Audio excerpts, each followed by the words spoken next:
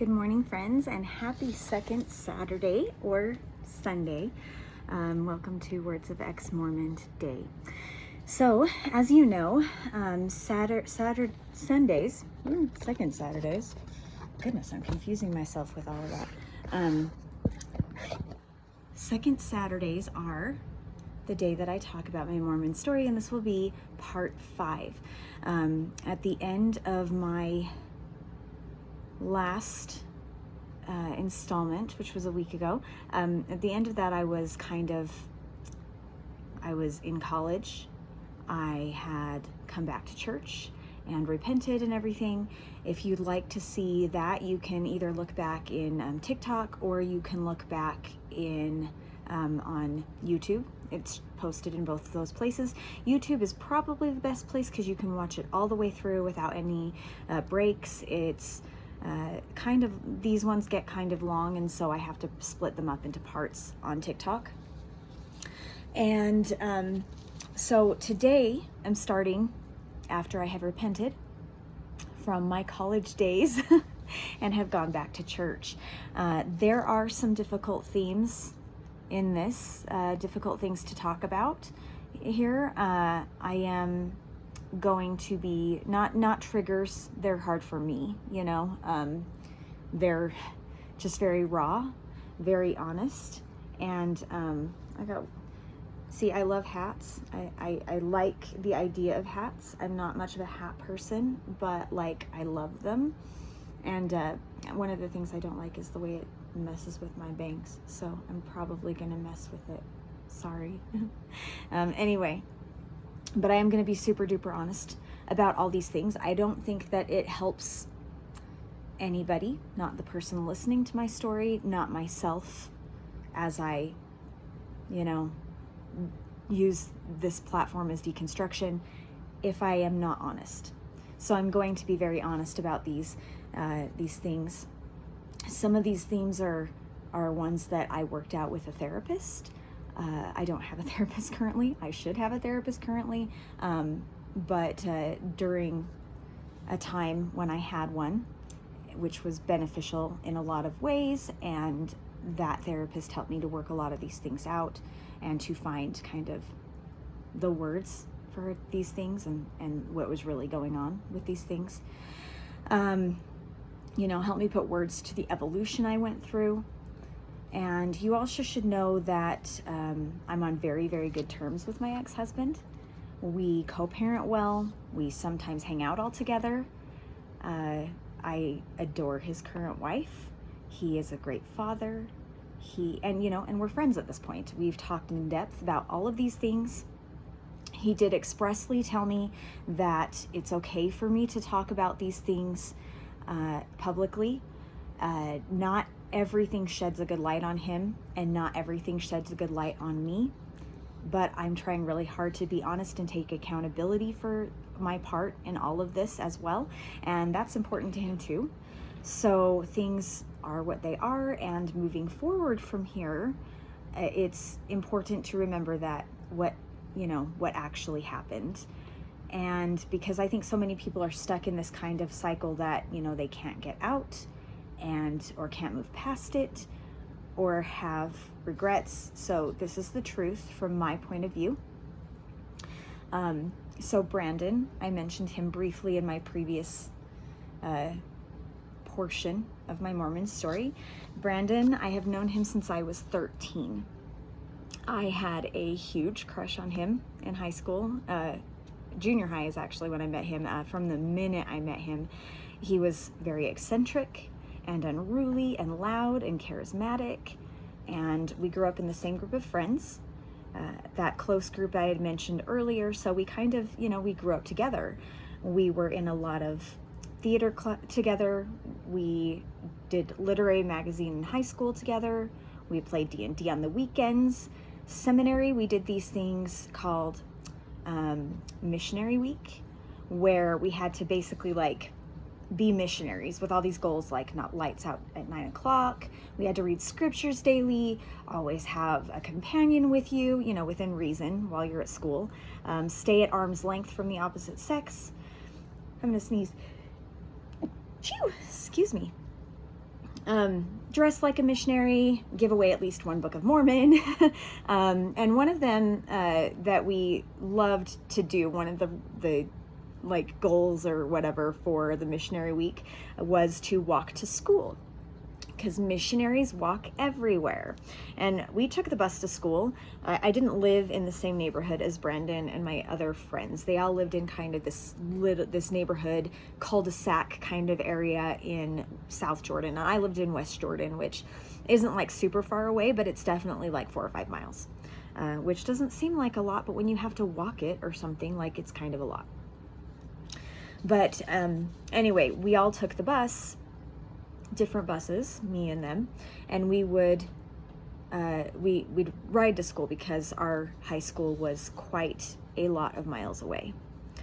So my friends and I, we loved this thing, and we would leave, for missionary week to walk to school, we would leave like before it was even really light outside. I remember one of my best friends, Nisa, and I wanted to do the walking, but no one else wanted to do it this one year. So we were like, we're going to do it anyway. And Brandon was like, oh, fine, I'll come. And he didn't want to go, but he didn't want us to go alone because we were girls. And so he walked with us, but he was grumpy and quiet the whole time. And he walked 5 feet ahead of us to avoid our crazy teen girl giggling and everything, but he went with us. He did it. Took one for the team. Brandon's little sister, Stephanie, she's a grade below me. Brandon was a grade above me. Was also one of my very, very best friends, and she still is. And we did all these kinds of ridiculous stuff to him. Like, we would tie strings from his doorknob to the bathroom door so he couldn't get out of his room. We also spent lots of time with, I also spent time with her specifically, just with her or just with the girls in our group. We would have sleepovers at her grandparents' house, and we'd sew costumes. And because we were cosplayers before it was cool, we were nerds. And of course Brandon would be there because his grandparents were there, and they also lived in South Jordan. They were a couple of blocks from their house, so it was very close proximity there. Brandon and Stephanie, remember his sister, had an aunt and uncle who lived in Roy, Utah, which isn't really that far away, but it was only an hour away, but we felt like it was really far away. And we would go there for long weekends. Just our whole group would go there, and we would play like 72-hour Risk games and stuff. So, our group was very, very close. We did all these things. They were like family to me. We did a lot of role playing, again, before it was cool. And there was one time Nisa's mom was in the neighborhood watch, and she caught a glimpse of what people would write in the book that they would pass around the neighborhood for whoever was in charge that week or whatever. And we would always be in the book. Like, our group was always being mentioned, from like kid dressed like ninja to kids with swords in the park and people dressed in medieval clothing. It was hilarious. Like, we were very proud of that. Anyways, we were a super close group, and there were a lot of us, like somewhere around, like, I want to say there were like 17 regulars, and then there were like another 5 or 6 that kind of came and went, and weren't always around. But and then there were all these little siblings who like sometimes would be involved, or sometimes somebody would have to bring a little sibling with them, and so that was fun.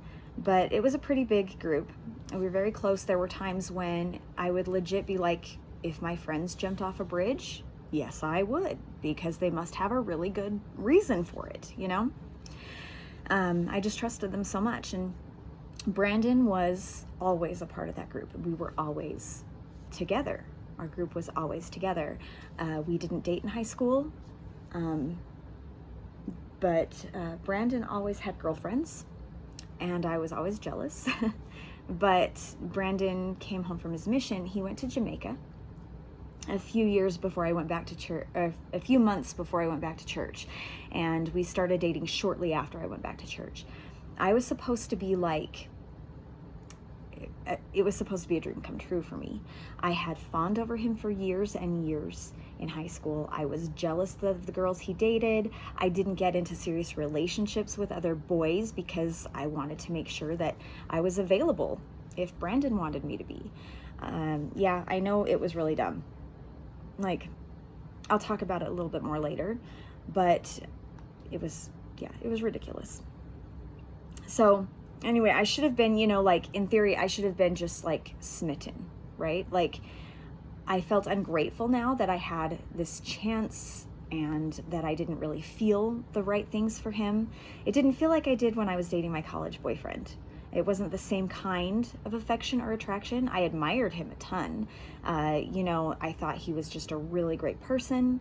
He was so confident, and he was handsome, and he had the conviction that I wished that I had. He was an excellent mediator, and he seemed just very like a spiritual giant. He didn't come from a super active Mormon family, and that's all a lot of backstory that's just inconsequential, and I'm not going to go into it. But he and his sister, the one I was talking about, who's still one of my best friends, they took themselves to church, and I felt that that was a very strong thing to do because I didn't even want to go to church, and my parents made me, but they did it on their own. Once when we were 16 or 17, I want to say, my parents went to New Orleans. I think it was for my dad's job again. I don't really know exactly why. Probably my dad's job, but he took my mom, and they brought me back some tarot cards. It was my first experience with tarot cards. I have lots of decks now. I love tarot, but like at this time, it was my first experience with tarot cards, and they brought me back like a voodoo doll and like some stuff to do with like magical culture there in New Orleans. And I thought they were pretty cool and fun, and the church was always against any kind of power that isn't the priesthood, which literally removes any kind of power from women at all, so those kinds of things are forbidden. Well, I brought them to one of our get-togethers. We were going to play D&D, and Brandon was like, "Can I see those?" And so I gave them to him, and he took the cards and he threw them as hard as he could against a wall because he was like, those are evil. And they scattered everywhere, and some of them were bent and ruined.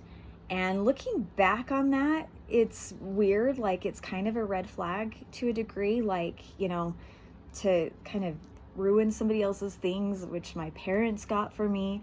But like, I don't know, at the time I was like, oh, he's so worthy, and he's so convicted about the gospel, and he's standing up for what he believes in and what is right, and I don't know, I was really interested in the witchy kind of stuff and tarot cards. But at that time, I sort of backed off of it because I was like, that was a strong representation of how he felt, and I wanted to fit into that. He had a lot of charisma, still has a lot of charisma. So when we started dating and I didn't feel the right things, it wasn't like I didn't like it. It was, it wasn't like I didn't like him or that I was disgusted or like, bleh, or anything like that. Like, like we were super close friends already.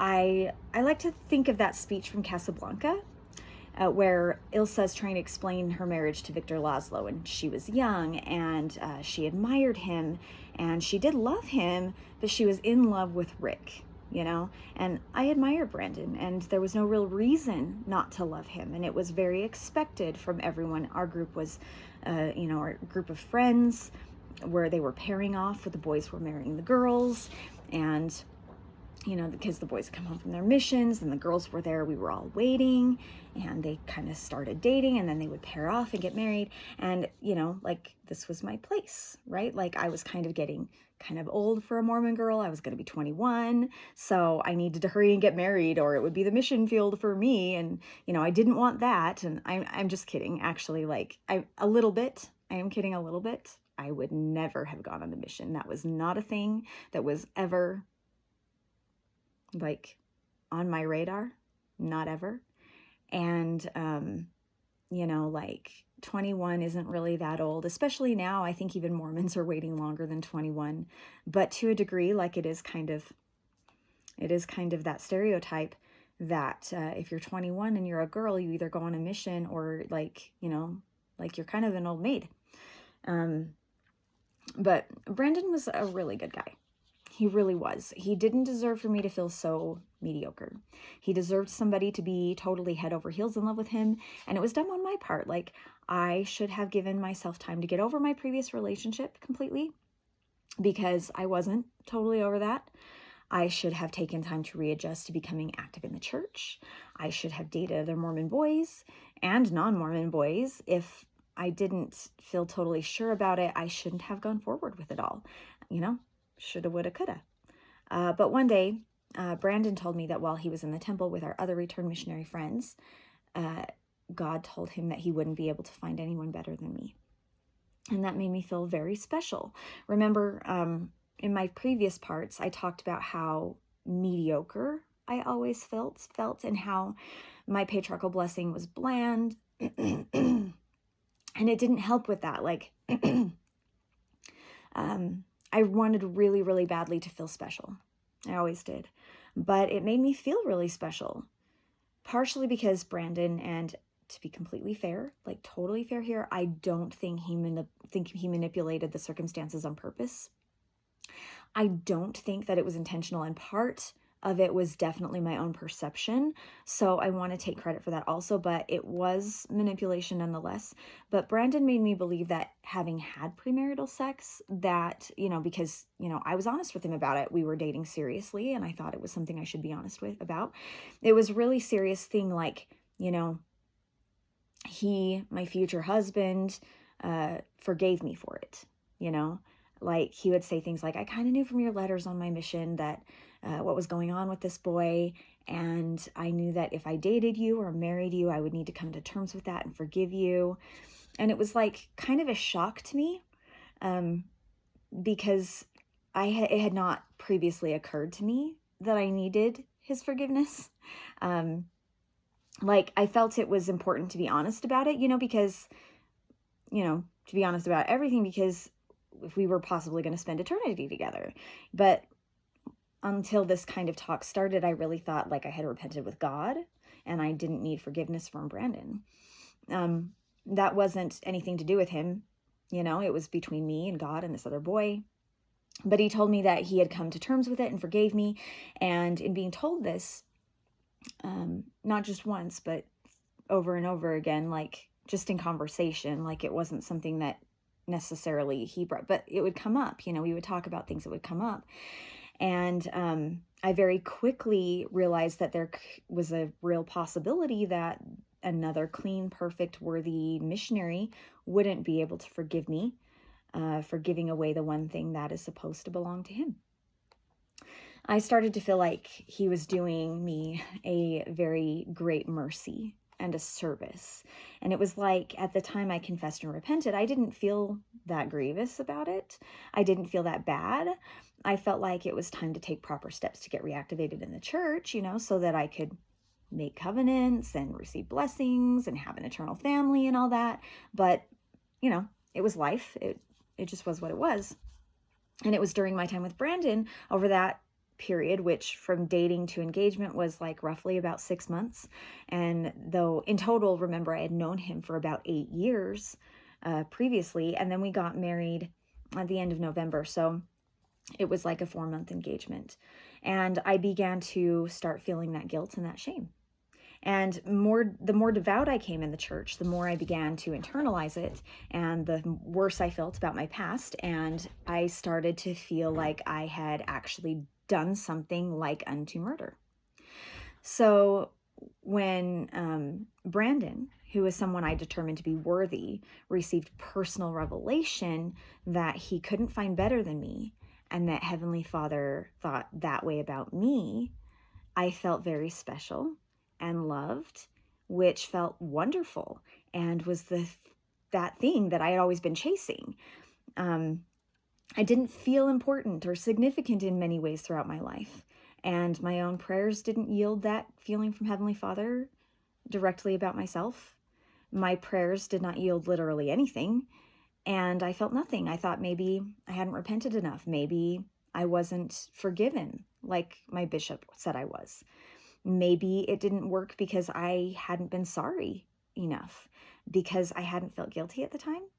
In reality, the lack of confirmation was probably just revelation enough. Let's be real. Not wanting to marry him was definitely enough.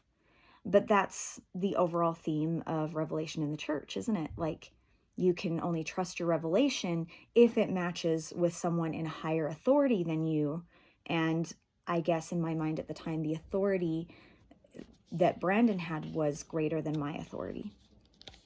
And again, to be fair, like, I don't think that he ever had deliberate intentions to be manipulative that way, but it's like this. So I was just besotted with him in high school. I told you that. And he dated lots of other girls, but never me. And I would lose interest and kind of start to like other boys. And then Brandon would like shower with me with affection and attention until I would think that, you know, it might go somewhere. Like, maybe we're kind of a thing. Maybe we're kind of together. And then he'd back off and date another girl. And I would still be like, but what about us? And he admitted this to me while we were dating. He said that he always thought I was special to him and that he hated to see me be into other boys. So he would just kind of like flirt with me until he knew that he had my undying attention.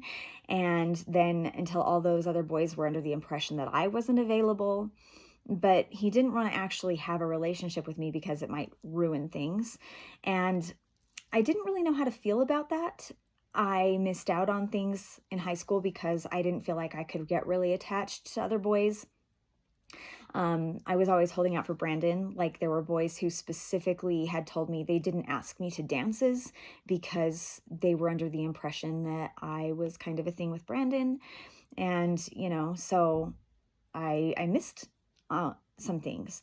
But also I kind of thought, when he told me this, I thought, well, that's kind of romantic, right? Like, he wanted to wait to start anything because he had this inkling that we would be together later, which I guess I thought that internal feeling meant some kind of like revelation or that we were soulmates or something. And I mean, like, okay, whatever, but it's just kind of an example of what I mean by like manipulation.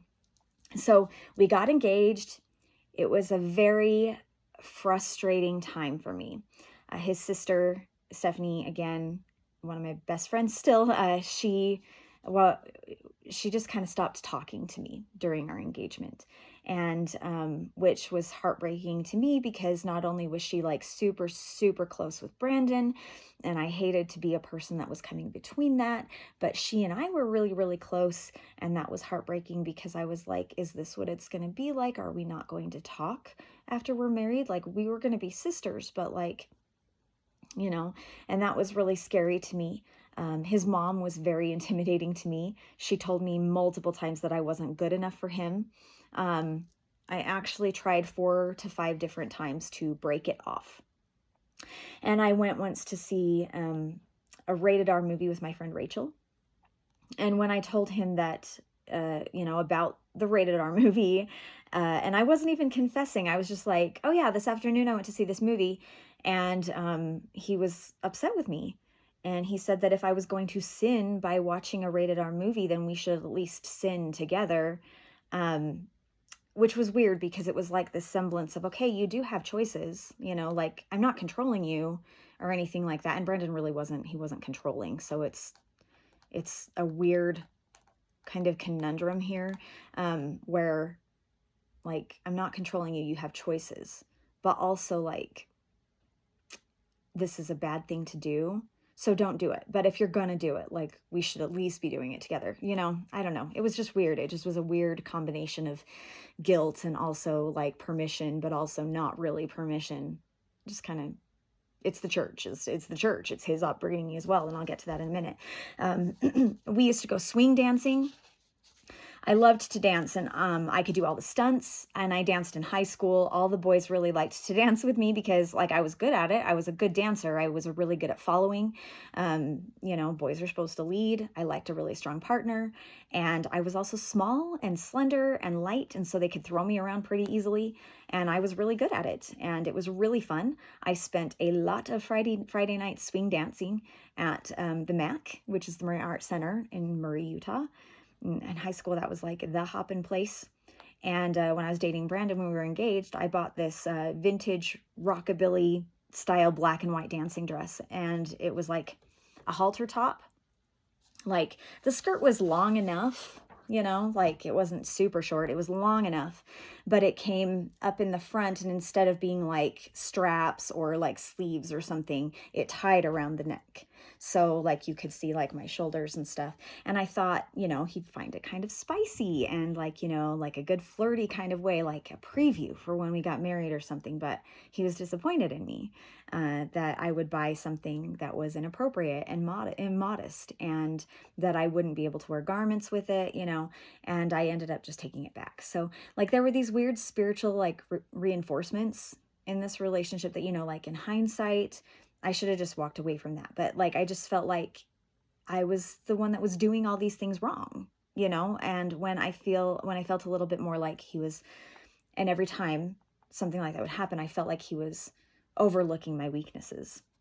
So I would be at home alone, feeling really icky about this arrangement and having a whole discussion prepared about how to break it off and still remain amicable because we were good friends. And I didn't think he was a bad guy. I just wasn't feeling the best about our relationship. But I'd have this whole thing planned, and then I'd be together with him, and it would just somehow, he would talk me out of it. Things like, what have I done in my life that would make you think that I'm screwing this up? Or, he'd just talk about the whole idea that God told him we should be together, but I hadn't gotten that revelation. And I just thought maybe it was because I hadn't been to the temple. He has the priesthood. He went on a mission. He went to the temple. I only had prayer. Like that's the only thing I had. And none of my attempts at breaking it off worked. And so some of this was definitely on me because I felt that. And I felt that I didn't want to go through with it, so I shouldn't have gone through with it. But he also could have let me go, and he didn't. I thought about it a lot, like the boy that I broke up with in college, I really loved him. And loving Brandon was different. So why could I walk away from that boy? But I couldn't walk away from Brandon. And it comes down to that revelation. My boyfriend didn't try to tell me that he knew what was best for me or that God told him something for me. He called me selfish, which was an accusation and not entirely accurate. But he didn't tell me that he was speaking for God. And on top of that, Brandon was pretty fresh off his mission. This is also like completely legit. Like Brandon had indoctrination of his own that he was dealing with, trying to figure out what was expected of him and what he was supposed to do and how he was supposed to be a good head of household and a good Mormon boy. Do you know what I mean? So Brandon was very fresh off of his mission. He was still trying to maintain that perfection of the mission field, the rigidity of his religion, the adherence to the rules and commandments. And let's be clear, this is also where the church does men a disservice. He had just gotten off his mission where he had employed the commitment pattern. I don't know if they do that still today, but there was the commitment pattern where you don't really give the investigator an actual choice. You give them choices between two things you're controlling. It's like asking a toddler, do you want to wear the blue shirt or the green dress? They feel like they have a choice, but they don't really. And then the Mormon boys are taught that they are the head of the household. This starts when you're dating. So, they have specific opinions about how righteous they want their wife to be, and they're only taught that they take care of the family. They make the decisions. They alone have all the power. And Mormon girls are taught the same, that the boys have the power. Mormon boys just have that concept where revelation that they receive, which is really just, the ideas that they have that sound good and are what they want, are totally valid, even over that of what a girl wants and what kind of revelation the girl receives. And Mormon girls have the concept that they always have to concede. So, the man is the head. And that's where Brandon was. And he clearly had an idea of what he wanted for his future wife and how he wanted her to be, which is totally fine. My problem was that I conformed to that instead of saying, okay, well, we're not really compatible. We aren't right for each other then, and then leaving amicably. And side note, because of this experience, by the way, I'm a huge advocate for breaking up over text or over the phone. Like, has long been seen as a cop-out, as something that is disrespectful, etc. But if you don't feel like you can do that, if you don't feel safe or like you would be able to say what you want to say or be validated or understood, and you need to say something, even if it's not like a breakup, but like, something important or setting boundaries or something, do it over text or over email if you need to. That stigma needs to be abolished. Like, if you need a buffer, take it. It is a valid form of communication to text or email or call on the phone. If I felt like I had that ability to do that, then I probably would have made better choices for myself. And honestly, this is all disclaimer here. After I married Brandon, it was fine. It really was. It got better. He didn't stay stuffy forever, and I didn't hate my life with him. We settled into our life together, and we had kids, and we had what I always felt was a good relationship, ups and downs, but it was fine. It was not all misery in prison. I'm not relating this to say how bad Brandon was. He is not a terrible person. To be pitied or imply that I was totally innocent. My illustration of this is to show how very, very quickly I went from just being a really happy, pretty confident girl with some insecurities, but otherwise a pretty happy, pretty confident girl. And then I fell into this trap of deferring to the man just because of the emphasis on perfection and being more righteous than I was already behaving, and an inability to truly repent and move on from past perceived mistakes, because those previous mistakes just keep coming back up and to the surface. They don't disappear. We talk all the time about how when you're forgiven, it is like it never happened, and God forgives, he forgives and he forgets. You forget about it. But it's just not true. They don't really disappear, and there's always a reason to talk about it. There's always a reason to remember it. And there's always a reason to be held accountable for that over and over and over again. Deferring to the person with the priesthood is what I was supposed to do, what was expected of me. And it's not being, and not being allowed to have my own voice, or not feeling confident in my own revelation or feelings. And the idea that those sins came back to haunt you in a way that keeps you in debt. And it's you can repent, but it doesn't stop you from owing restitution. And then that makes you attached to things you shouldn't. And it makes you very, very afraid to make other mistakes, because you look at it and you think, man, this was humiliating and I can't get past it and I can't get over it, and nobody forget about it. Nobody will let me move on from it. And then you think, well, I'm never going to do that again. It's a fantastic control tactic. I always prided myself on being a strong voice and someone who was a skeptic. I couldn't be hypnotized. I went to a couple of those shows. I actually have been to 3 different hypnotists in my life, and I would go on stage each time and trying to be hypnotized. I thought it would be super fun. And I wanted to see what that felt like, but I couldn't be hypnotized. After one of the shows, there was this meet and greet, and the hypnotist guy, he told me I wasn't impressionable. And that's why I couldn't be put under and why I couldn't be hypnotized. And it was a really good thing, because it meant that I had a really strong mind, and I was very proud of that. And I thought, my thoughts and my convictions are my own, but apparently not when it came to the church. So here we are. I was a newlywed who was fully converted totally true believing Mormon. And this is where I will leave off today. There is still more to come, still a lot to come. But thank you so much for listening today. It's a little bit of a shorter one. I do appreciate you, and thank you so much for, all of your interaction. Please leave a comment. Please let me know your thoughts. And think terrestrial. I'll talk to you later.